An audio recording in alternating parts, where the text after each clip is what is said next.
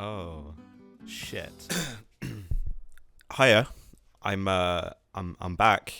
It's been a while. uh what's that? What was I doing? Oh, not much, just pulling a Tagashi. I think at this point it's been so long that half the people who see this in their sub feed probably forgot I even existed. That is, if YouTube doesn't fuck me over. Oh, actually, I just fuck monetization because I said fuck. Fuck. Let me reintroduce myself. I'm Soul, an anime YouTuber who spent over a year meticulously crafting the copiously extensive catalogue of 9 videos. The reason this has taken so long is because I've been going through a slight mental battle recently. Not to get all woe is me on you, but I'm someone who's A, very self-critical, and B, can't publicly speak for shit. So the thought of timid me casually putting out a piece of content for 80,000 people to relentlessly judge, it is slightly fucking terrifying. In this YouTube hobby, everything you see is all a one-man job. I don't really get help from anyone. So this means the quality of what you see depends on my state of mind. If on the very rare occasion my brain decides to muster up a smidgen of serotonin, then I could probably get some decent work done, but for most of the time I'm just staring into the abyss or watching the Peep Show. For all the anime onlys, I'm sorry, but the rest of this video is exclusively for the cool kids who've read the manga. I will be spoiling everything and anything, so it's up to you if you want to keep moving forward until your curiosity is destroyed. I've always thought Eren and Reiner had the most interesting relationship in the story, and by relationship I mean the changing dynamics of their friendship, rather than any homoerotic implications, you dirty bastard. I want to start the first chapter of this video explaining the greater context. I need to feed you the biggest black pill in Attack on Titan. Everyone is systematically fucked. Which begs the question, why is this so? Well, like all great stories, the answer lies in a pretentious metaphor. Two sides of the same coin is roughly defined as two things that may seem different but are very closely related to a greater issue. The coin is why people have to fight in the first place. It's the cycle of conflict itself, perpetuated by the environments people are raised in and the history they're taught. It's what makes the cruel world cruel. For example, inside the walls, people are oppressed. Those with power, the royal government, change historical records and pump out propaganda, killing, torturing, or mind-wiping anyone who questions anything, all under the guise of keeping the peace. This is, of course, obvious bullshit, a means to justify their actions so they can maintain their power. Outside the walls, Eldians are also very oppressed. Those in charge, the Malian military, change historical records and pump out propaganda, killing, torturing, or titanizing anyone who questions anything, all under the guise of keeping the peace and wiping out those evil Eldians because they have no human rights, Lamau. This is, once again, obvious bullshit, a means to justify their exploitation of the population as military weapons to consolidate their power. Inside or outside the walls, it's the same force that drags people into conflict, their environment and history with a touch of authoritarian control. The most significant enemy of the story is not the warriors, the military, or even the titans. It's ignorance. Ignorance perpetuated by those at the top who hide the truth and manufacture narratives to control, oppress, and exploit those below them. In other words, fear and propaganda.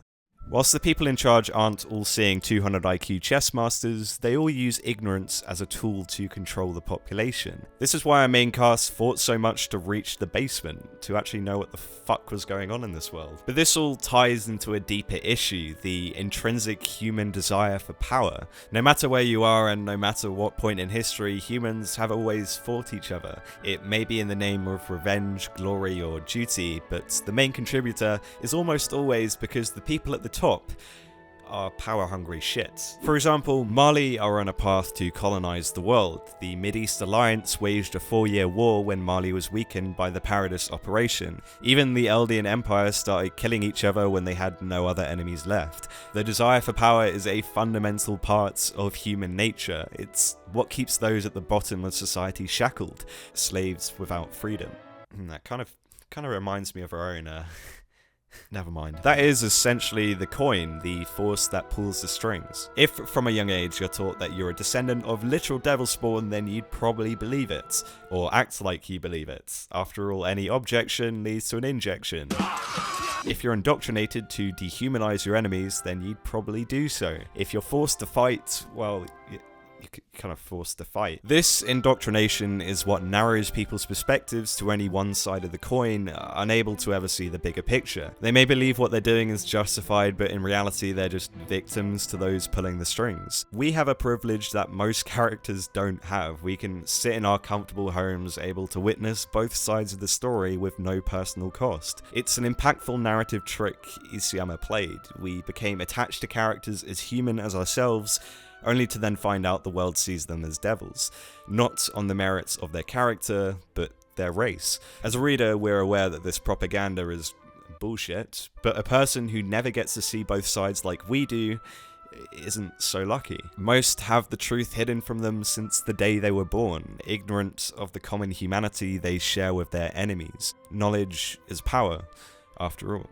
This ignorance is what led Reiner to attack Walmaria in the first place. His indoctrination meant he believed he was saving the world, unaware of the fact that Paradis was no threat to the world at that time, and Mali simply wanted its resources to maintain its military supremacy. It always comes back to fucking power. Hundreds of thousands of innocent people died because of his actions. The influence of the coin can turn even the most humane child into a monster, a victim into a perpetrator, and the oppressed into the oppressors. A savior on one side is seen as a devil on the other, and so the cycle of conflict continues. Both sides are similar because both are very much human. Why do Eren and Reiner fight? Is it because their environment forced them to, or is it something else? Eren and Reiner haven't had the best of lives. They've probably been through enough torment and suffering to make even Berserk characters blush. Just looking back, a lot of the narrative has been less about what they could do and more about what they could endure. We've seen them in situations where literally anyone else would have given up or lost their sanity. I'm looking at you, Daz. Teamwork 5 out of 10, anxiety 10 out of 10. Fuck, that is definitely me. Unlike Daz, or anyone for that matter, Eren and Reiner don't give up. They just keep moving forward. So, once again, why do they fight? Because they choose to. どうしてだって。そんなの決まってんだろ。俺がこの世に生まれたからだ。 As we can see in this scene, Eren's flame of resolve burns literally every form of comfort around him. He chooses a battlefield over non-resistance. Fuck my family, I choose freedom. 俺の最後は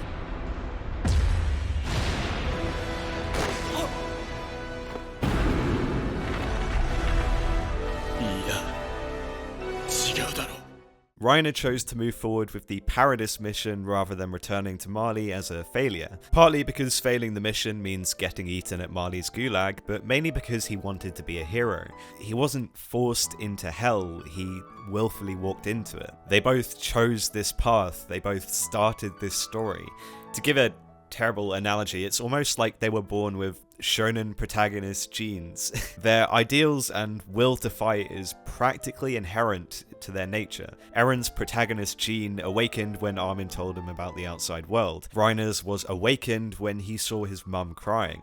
Eren fights for freedom and Reiner to protect those he cares about. This goes beyond their environment, it's simply their nature. The same nature that made Grisha go beyond the walls that day. The same nature that made Kruger pose as a Malian soldier. Their humanity and their lives are secondary to their desire. One of the questions Isayama raises is, well, is it even worth fighting against the system? I mean, if you're an alien, you're born into an internment camp with suffering and discrimination, you're systematically fucked over in every way possible, and any attempt to change that will probably lead to a painful death for you and your family. Is it even worth rising up at that point? I mean, I really don't blame characters for giving up, for trying to live quiet, modest lives, or for wishing they were never born in the first place. Not everyone is a suicidal bastard trying to change the world. Unless you're Eren and Reiner. They are the suicidal bastards trying to change the world. Because, well, on a fundamental level, they believe that we all deserve better, that life has innate value and people should have the right to live in a world that's actually worth living in. Eren verbatim believes freedom is everyone's birthright, and Reiner believes Eldians deserve human rights. I mean, for example, as a child, one of his reasons for wanting to be the hero that saved the world was to prove that Eldians aren't subhuman. Although this dream is completely naive, if the world can begin to respect Eldians, then their social standing could be raised. Both Eren and Reiner's desires have always been idealistic, and even as they grow up, at their core, they never let go of this childhood ambition. It's what ironically made them the best of friends, but also the worst of enemies. It's this insane resolve that makes them both the driving force of the story. The attack on Wall Maria wouldn't have happened without Reiner continuing the mission. The counterattack on Wall Maria wouldn't have happened if Eren didn't join the Survey Corps. They've always been the protagonists on either side of the coin, but being a protagonist in Attack on Titan means inevitably getting blood on your hands.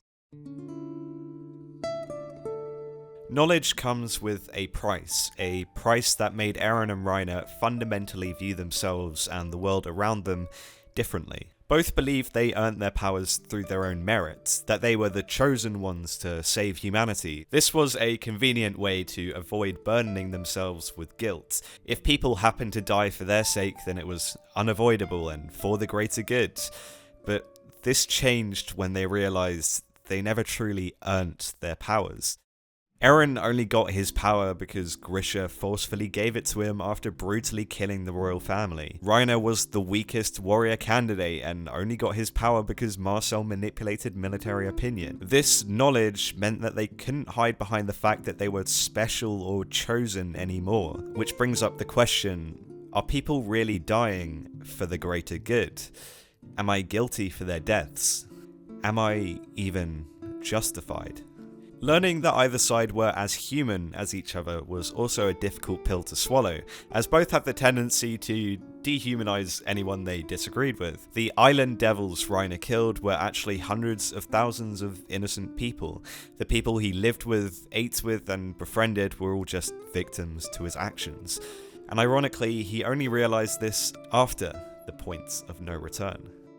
Eren also had to come to terms with this common humanity. The Armored Titan, the one who caused Eren's trauma in the first place, was unknowingly his close friend all along, a person who's practically identical to him. The Titans were originally Eldians, pushed into hell against their own will. There were humans on the other side of the walls, with an authoritarian society that pretty much paralleled their own, filled with people living their own lives as annoying or kind-hearted as anyone else. If only the enemy were cliché monsters, then there would be no moral dilemma. But unfortunately, this isn't that kind of story. The people they're fighting against are just the other side of the coin, part of a greater conflict that they were previously ignorant about. Their knowledge had unfortunately come with a big cost, a cost that weighed them down and made them hate their existence. In the words of Kruger, no matter what they do, their actions will follow them until they're repaid. Even if they die, even after they die. So for these two, the choice is there. Either give up and be crushed by the weight of your burden, or keep moving forward in spite of that. True foundational change to the cruel world requires a devil, which required both of these characters to sacrifice their humanity. This is best explored through the mind of our favourite plot armoured titan, Reiner Braun. I think if I were to choose a panel that best summed up the crux of Reiner's character, it would be this one. You can see an obvious difference between what Reiner's thinking and the actual reality in front of him, which unsurprisingly is his biggest character flaw. his self-delusion. If we take a closer look at what he's thinking, as a reader we can tell it's kind of bullshit. "I will save everyone," he says as he abandons Marcel. "I'm going to punish the island devils," despite acting like more of a devil than any of the Eldians he dehumanized. "I'm going to become a hero," he says, killing thousands of innocents, failing his mission, and placing the world in danger. His heroic intentions are always portrayed by his unheroic actions, and Reiner's character is just filled to the brim with this kind of irony. You can see he's running away, not just physically from the Titan, but from his guilt and from his problems, from a mother who's manipulative and delusional, and a father who, to put it lightly, fucking despises him. He's running away from reality itself. And I honestly don't blame him. He does this as a coping mechanism to keep his sanity, to cling onto his dream even if it's in ruins. Isayama just loves making this poor boy suffer. This is what makes Reiner so neurotic. He has his base shonen desire to be an Eldian hero in a world where none exist, but this clashes with reality. For example, he was the weakest warrior candidate. As a kid, he was indoctrinated, cowardly, looked down upon, and didn't even earn his powers off his own merit. Then you compare him to the Chad Marcel, who was a lot closer to what Reiner would consider a true hero. He was the top of the class, respected by pretty much everyone, and his leadership held the warriors together. Yet, at the end of the day, it was Reiner who survived and Marcel who died. And to make it worse, it was Reiner's own hesitation and weakness that caused Marcel to die in his place. He had to live with the guilt of contributing to Marcel's death, the closest thing to a hero he ever knew. Thank you very much, Isayama, for your fucked sense of irony. The only way for Reiner to actually cope with this guilt is to do what he always does. Run away. Act like it never happened. Convince himself that the weak Reiner rightfully died back then, and the heroic Marcel still lives on through him, leading the mission. He needed to protect his sanity, to have a second chance at life, to change things, to still be a hero. Reiner repeats this act of self-delusion when he becomes a soldier. To him, it wasn't just an act, it was reality. A part of him became an authentic island devil, the very thing he was taught to hate. He became genuine friends with the enemy, devils who were just regular, potato-eating, dim-witted, justice-loving people like himself. To them, he was the strong, respected, and heroic person he always wanted to be. A big brother, just like Marcel. That is, until he snaps. Reiner! Anio!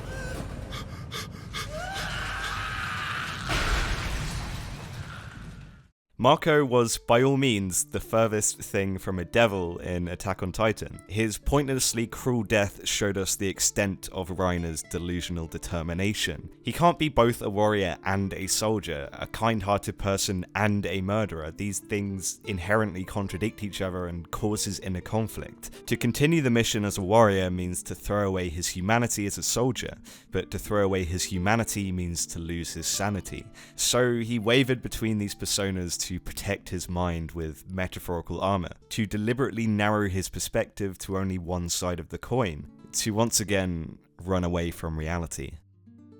The most telling piece of dialogue is Marco saying, "We haven't even had a chance to talk this over," because this highlights the bigger issue. Enemies are dehumanized with no chance for reasonable dialogue. This is one of the most deep-rooted issues that perpetuate the conflict in the first place. After Shiganshina, Reiner can no longer hide behind these personas. He can't trick himself that he's fighting for the greater good.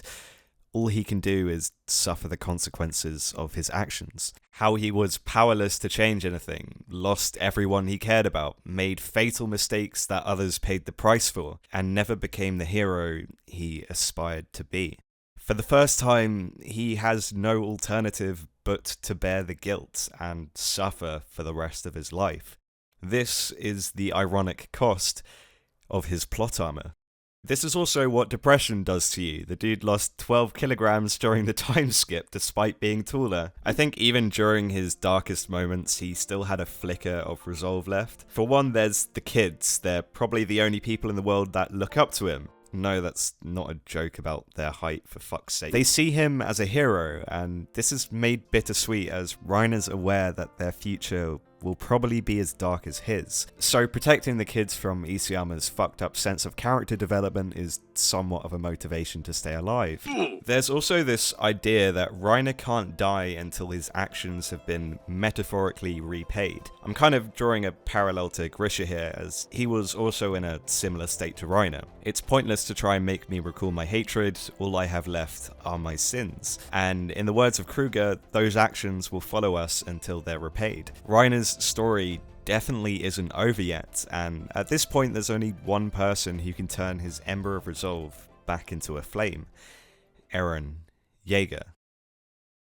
What I find the most impactful about their interaction is just how far removed they currently are since their previous talk. Eren, someone who constantly dehumanizes enemies, can now see the humanity in Reiner, whilst Reiner, someone who constantly ran away to protect his sanity, is now facing the embodiment of his sin: Eren. During these chapters, Eren's always come across as an enigma, but recently I've begun to interpret his character slightly differently. I believe that, just like Reiner, he also only had an ember of resolve left, that he's wavering, contemplating whether to attack Liberio, which is why he wanted to talk. This is because, just like Reiner, he saw the humanity on the other side. He was constantly surrounded by people from all walks of life, victims of war who lost their limbs and minds, good-natured people like Falco, even his own grandfather, crippled by his guilt. This is why he goes through so much introspection.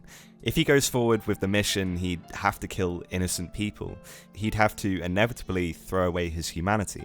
Perhaps it's a necessary sacrifice? If it's to save the world, he has no choice but to be forced into hell, just like Reiner that day, right? Is this the correct way to move forward? This is what I believe is the cause of Eren's hesitation and internal conflict. As a fellow perpetrator who's also been in a similar circumstance, Eren wanted to see if Reiner also wavered, to see if he could actually live with the burden of taking innocent lives, to see if he also didn't have any other choice. Because of this parallel and inner conflict, Eren could see Reiner's humanity. That was until Reiner said no. He takes full responsibility without putting on an act, without blaming anyone else, and without running away. He wanted to be judged because he did have a choice. It wasn't down to his duty as a warrior, his environment, or history. It was his own choice to move forward with the mission all this time. He wanted to be a hero. It wasn't because of his nurture, it was his nature, the same nature that Eren was born with. And this reminded Eren why he fought all this time. He was even more similar to Reiner than he initially realized. He also has a choice in this situation that he can make through his own free will. And so Eren judges Reiner as an equal, as a fellow devil. This begins Reiner's personal redemption. Eren has set the stage, pretty much a parallel of the Shiganshina attack, and Porco is about to be eaten, pretty much a parallel of Marcel's death. This is meaningful as not only are Porco and Marcel brothers, but they've inherited the same titan. A literal part of Marcel lives on in Porco. It's almost like history has repeated itself, which begs the question, will Reiner hesitate and run away, just like he did on that day? He refuses to die, making a stand instead, finally facing reality, removing his metaphorical armor symbolized through his titan. He's no longer running away to protect his own sanity, he's protecting others, bearing the brunt of the attack, saving Porco, finally acting like the hero he should have been on that day. After all, he can't die until his actions are repaid, until he's finished his story.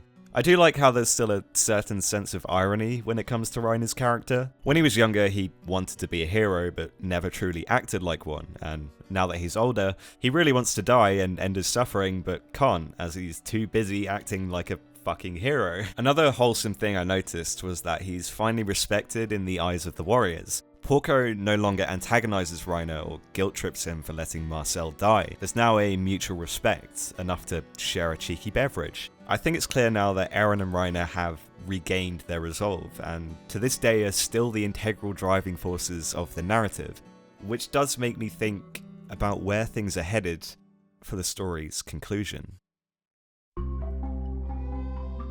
Alright, I'm going to enter speculative territory now, so please take what I say with a large grain of ocean salt. After all, I can't predict the bloody future, other than it'll probably be bloody. I think it's worth keeping in mind that both Eren and Reiner only have a few years left to live. This means the only time to actually make a change is now. And the irony I've noticed is that all the major characters want the same thing, to end the conflict and historical resentment. Reiner wants to save the kids, mitigate the Paradis threat, and restore Eldian human rights.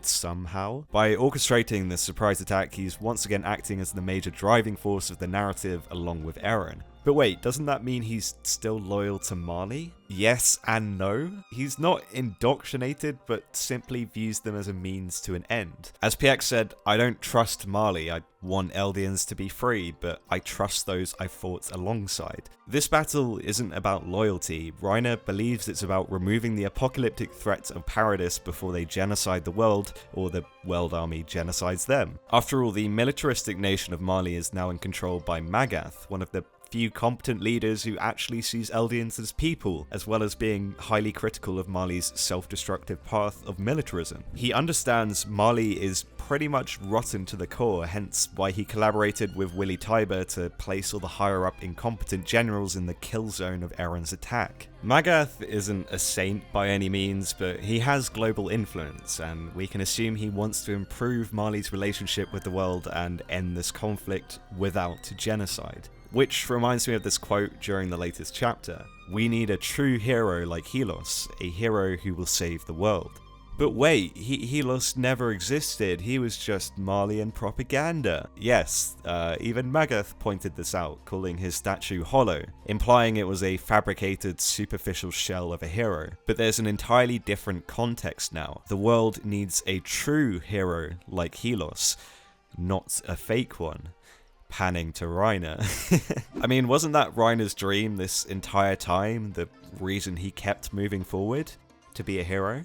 There seems to at least be a slight parallel here. After all, as a child, Reiner was very much a shell of a hero, much like the statue of Helos. He desperately wanted to become one, but failed to truly be one. He was hollow inside, always running away from reality. His identity was entirely a fabrication, just like Helos. Yet now he faces reality head on. And I'm sure because of this decision, Isayama is just craving to make Reiner's life more shit. He's not fighting for revenge, he's fighting to end this, to put Eren out of his misery. From Reiner's perspective, he believes Eren is only living to kill his enemies and delay the inevitable. Definitely not projecting his own suicidal tendencies there. Of course, that's just some cheeky symbolism. There are no real heroes in a fucked world like Attack on Titan. What I found the most interesting though was that Eren is also in this panel. He's also seen as a hero who will save the world depending on your perspective. Reiner isn't aware of this, but Eren could also have noble intentions in mind that don't involve prolonged suffering and genocide. Every character assumes he's working with Zeke to use the Wall Titans, and Zeke assumes Eren is working with him to sterilize all Eldians to end their suffering. But what about Eren's real intentions? They're still kind of ambiguous, even to the reader. After all, it's his will that controls the coordinates, not Zeke's. He's most likely putting on an act to get Zeke's cooperation, using him as a means to an end. I say this because they are fundamentally polar opposites. Eren has always believed that life has innate value, that we're all special since we're born into this world, whereas Zeke is a full-on anti-natalist, wanting to end Eldian life to end their collective suffering. Of course, I'm beginning to enter a moral debate that I'm definitely out of my depth to comment on, but all I can say is that these two aren't on the same side of the coin. I mean, just look at that really convincing tree symbolism. If the final panel is assumedly Eren holding a baby saying "you are free," then I'd assumedly assume that Eren's more natalist mindset will prevail. How will he achieve this? Perhaps through some DNA fuckery that stops Eldians turning into Titans? If this happens, there will undoubtedly may still be a deep-seated historical resentment, but if the world stops viewing Eldians as literal monsters in human skin, then that might improve their social standing. There are so many variables to account for, and I can't predict the future. All I can do is just assume that there will be relative peace and a pro-natalist vibe by the end of the manga. The Survey Corps hope to establish Paradis as a diplomatic nation able to form relations with other countries across the world. Perhaps it'll be a combination of this desire for diplomacy, Eren defending Paradis with the rumbling power, implementing some DNA fuckery, and Magath establishing a reasonable chance for dialogue that leads to some sort of realistic peace. They could even try for the first time in the series using propaganda for a somewhat decent cause. For example, they could try and portray Reiner as a sort of Eldian Helos by the end of the conflict. If the news comes out that an Eldian hero has sacrificed himself and saved the world, it could somewhat mitigate the world's hatred for Eldians and be used as a means to further establish their human rights. I don't know. Whether or not Reiner truly acts like a hero is completely down to Isayama. Perhaps he sacrifices himself, maybe passing down the armored titan to Falco, entrusting his legacy to the next generation. I don't know, that also gives off a bit of a pro-natalist vibe that could parallel Eren. His character arc could end with him finally making a meaningful change to the world. That or genocide depends on Isayama's mood, to be honest. Isayama has made it apparent that the path of revenge that either character walked upon was by no means a solution to their problems. Whether it's killing all the titans or killing the island devils, hatred unfortunately only breeds more hatred, and so history repeats itself once more. However, underlying their delusional levels of determination has always been an uplifting desire for positive change. In the words of Kruger, love someone. If you can't, we're doomed to repeat it all again. The same history, the same mistakes, again and again. Attack on Titan is as much of a critique on humanity as it is a celebration of it, and because of this I really do want to say love, compassion and cooperation will be the answer to the world's problems, but a part of me just really can't see a story that's so grounded in realism have a conclusion that's so idealistic. After all, violence is inevitable and suffering is an inherent part of the human condition. So I think the only satisfying ending Isayama can give us is if he somehow integrates a consensus between love and hate, where characters are rewarded for their compassion but also understand the necessity of integrating their inner monster to survive in this cruel world. Ultimately, this story has been about whether systemic global change is even possible, if humanity's mistakes will keep on repeating again and again, and if the cycle will ever end. And we have yet to see if this question will be answered by the ones who keep moving forward. I have no doubt that finding that balance of realism, idealism, love and hate to create a practical and satisfying conclusion will be a difficult task, to put it lightly, but the world is cruel but also beautiful, and what Isayama needs to do is meet the middle ground of this dichotomy, to unironically balance either side of the coin. And in spite of these very high expectations, I believe the madman can pull it off. Owning a YouTube channel has very much exposed me to the cruelty of online strangers as much as the beauty of them, and despite it being almost half a year since my previous upload, I also hope I've somewhat lived up to your expectations. I apologise for inserting a corny positive message like I do in most of my videos, but to anyone overwhelmed with constant self-criticism and doubts like I am most of the time, just be aware that there's always another side to the coin. You're bigger.